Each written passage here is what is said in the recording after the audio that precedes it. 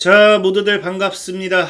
강태공입니다. 자, 금요일은 이제 오클로라든지 유스케일 파워 뭐 이런 것들을 다 포함해가지고 최근에 이제 원전주들이 좀 이제 하락 흐름을 가져가고 있습니다. 그래서 이 원전주가 왜 하락을 하는지에 대한 부분에 있어서 궁금해하신 분들이 꽤 많은 것 같아요. 그래서 뭐 별거는 아니고 지금 뭐 큰 이유는 아니에요. 큰 이유는 아닌데 어쨌든 왜 하락을 하는지, 그리고 월가가 바라보는 왜 지금이 오히려 현재 손바뀜으로 보고 있는지에 대한 부분 방송을 통해서 이야기하도록 할 테니까, 방송 전들 말씀드리는 여러분들의 좋아요, 구독하기, 댓글까지는 너무나 많은 힘이 된다라고 말씀드리면서 오늘 방송 시작해 보도록 할게요. 자, 일단 원전의 하락이 사실 많은 분들이 굉장히 이해를 못 하시는 분들이 많아요. 왜? 지금 이제 원전 같은 경우는 당장 최근에 나오는 것들만 본다 하더라도 시장에 대한 전망은 사실 굉장히 좋습니다. 굉장히 좋고요. 전 세계 원자력에 대한 용량 역시도 지금 현재 3배 정도는 더 끌어올려야 된다. 그래서 용량 3배 더 늘리겠다라는 이런 글로벌적인 목표가 나와주고 있기 때문에 사실 지금 이제 AI를 인한 전력 대란, 뒤에도 설명드리겠지만 이제 전력은 우리가 사실 부족할 수밖에 없다는 건 다들 이해할 거예요. 전력 부족은 우리가 무시할 수 없는 상황입니다. 그래서 데이터 센터에 대한 확증이라든지 앞으로 이런 것들이 계속 따라와 줄 거기 때문에 이 전력에 대한 투자는 꾸준할 수밖에 없고, 그에 대한 해법이 사실은 원전이다라는 건 세상이 모두가 인정하는 사례죠. 그래서 실질적인 지금 흐름만 본다 하더라도 이게 원전에 대한 지금 현재 예상 그 흐름표인데, 지금 파란 기준선이 파란 60년 수명 기존 원전입니다. 그러니까 60년 수명에 대한 기존 원전에 대한 원전이 에너지 생산량은 뭐한다? 지금 이제 갈수록 줄어들 거예요. 그럼 이제 80년까지 연장한다 하더라도 지금 수준을 겨우 버티는 거예요.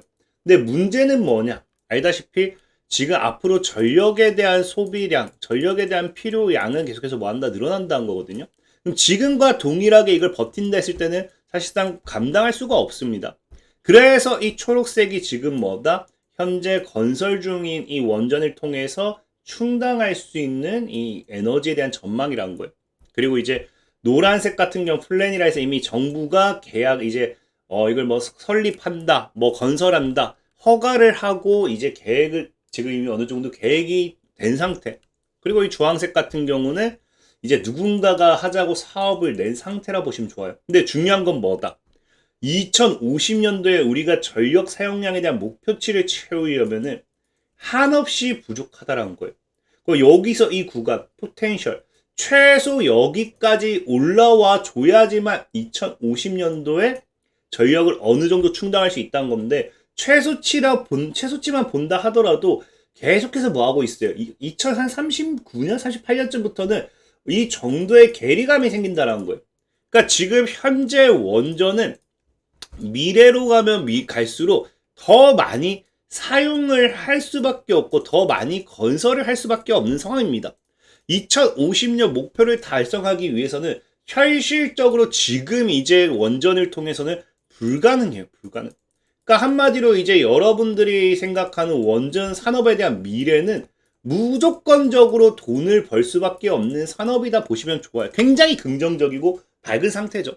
그런데 지금 이런 흐름에서도 왜 원전주들이 하락할 수밖에 없느냐? 너무 간단해, 사실 이거는.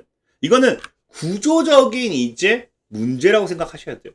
현재 지금 보면 알겠지만 이 원전이라는 게 보면 뭐 하고 있다. 시간이 이게 지금 과거 거긴 해요. 2010년도까지 해서 과거. 그러니까 원전을 건설하는 데 있어서 얼마나 오래 걸렸느냐. 20년 이상 걸린 건 아예 배제했어요. 근데 평균적으로 과거에 이제 지어졌던 원전들을 본다고 하면은 어떻다. 보통이 이제 이 10년 근방에 굉장히 머물러 있고 더 오래 걸리는 거는 20년까지도 간다라는 거예요. 그러니까 사실상 이 원전이라는 게 굉장히 뭘 잡아먹는 사업이다? 시간을 굉장히 많이 잡아먹는 사업이라는 거예요. 그럼 중요한 거는 여기서 이제 문제가 생기죠. 자, 원전이라는 게 당연히 시간을 잡아먹기 때문에 이 원전이 건설 시간만 이렇잖아요. 그럼 원전이 건설이 완공되기까지 수익이 나느냐? 수익이 안 나요. 그럼 원전을 건설할 때 뭐 우리가 작은 금액으로서 적은 금액을 가지고서 원전을 건설할 수 있느냐? 그것도 아니라는 거예요. 원전은 당연하게 뭐 할 수밖에 없다. 굉장히 큰 천문학적인 자금이 들어갈 수밖에 없는 사업인데 시간은 뭐 한다? 굉장히 오래 걸린다라는 거죠. 그럼 여기서 가장 문제가 되는 게 뭐예요? 당연히 금리겠죠, 금리. 금리에 굉장히 민감할 수밖에 없는 섹터라는 거예요. 그래서 지금 과거부터 이제 얘기가 됐던 게 뭐다? 원전은 대규모 인프라고요. 높은 초기 자본과 비용과 긴 건설 기간, 그리고 긴 회수 기간이 특징이에요. 그러니까 이 투자자들 입장에서는 수익이 언제 나느냐가 사실은 제일 큰 문제란 거겠죠. 그러면서 전기 생산 뭐 이런 것들이 쭉쭉쭉 되는데 중요한 건 뭐 지금 여러분들이 제가 유스케일 파워라고 하니까 사실 이거 SMR도 있잖아. SMR은 상대적으로 당연히 얘보다 더 적게 걸린다던데 하는 분들도 있어요. 맞아요. 지금 시장에서는 SMR에 대한 기대를 하는 게 뭐냐고 하면은 기본 원전 건설보다는 적어도 획기적으로 이제 건설 시간이 줄어든다라는 거예요. 그래서 이제 이런 모듈실 설계 덕분에 쉽게 건설할 수 있다 해가지고 SMR에 대한 부분에 있어서 많은 분들이 지금 이게 한 3년에서 5년? 이렇게 생각하는 분들도 많아요. 사실 굉장히 짧은 단계라 볼 수 있습니다. 근데 문제는 뭐냐고 하면은 이 SMR에 대한 이 건설 기간만 짧다고 여러분들이 이해하고 계시지 이 비용에 대한 부분을 모르는 분들이 굉장히 많아요. 이거에 대한 부분을 제가 자료가 어디 있지 잠시만요. 지금 이 자료를 빼먹었는데 자 보면 알겠지만 이 원전 SMR이라는 게 이게 큰 문제예요. 기간은 굉장히 짧을 수 있습니다. 근데 보다시피 야간 비용이라고 해서 이게 번역이 됐지만 오버나이트라고 표현을 해요. 그래서 오버나이트라고 비용이라고 표현하고 한마디로 장비, 설비 이런 자체적인 가격이 뭐한다? SMR이 원전 대비해서 더 비싸다라는 거예요. 그래서 킬로와트당 약 $10,000를 추정한다라고 하면은 기존 원자력 같은 경우는 최소 $6,600겠죠. 그러니까 이게 상대적으로 이 시간은 뭐가 된다? 시간은 더 원전이 짧을 수 있어도 비용적인 부분은 SMR이 더 많이 들 수밖에 없어요. 그래서 이게 뭐가 되냐고 하면은 지연이 된다든지 이제 건설이 지연된다든지 아니면 이런 것들이 당연히 부담될 수밖에 없는 거예요.